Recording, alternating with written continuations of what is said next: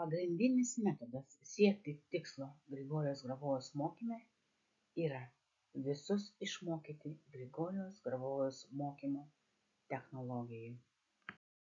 Pagrindinės mano mokymo nuostatos yra tokios, kad jas lengvai įsisavina bet kuris žmogus, nepaisant amžiaus.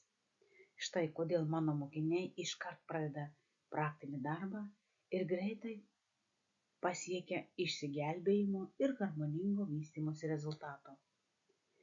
Kai išsprendžiamas klausimas, kas yra tikrasis išsigelbėjimas visiems žmonėms, atsakymas yra toks.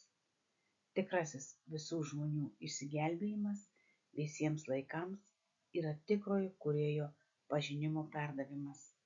Be to, visi, kurie gavo žinias, turi būti skleidžiamos kuo plačiau.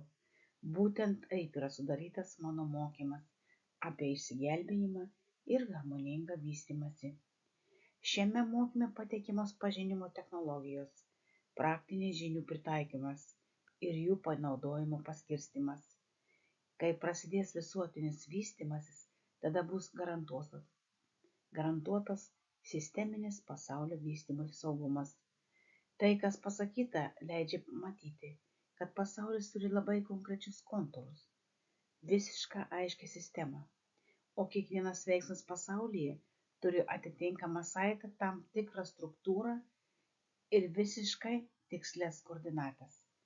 Visi įvykiai pasaulyje, praeityje ir ateityje turi absoliučiai tikslias koordinates, jei laikysime pasaulį besivystantį iš kūrėjo atvaizdo. Grigorijus Petrovičius Grabovojus, Žmonių prisikėlimas ir amžinas gyvenimas nuo šiol taps realybe. Video sukūrė ir įgarsino Sigutė.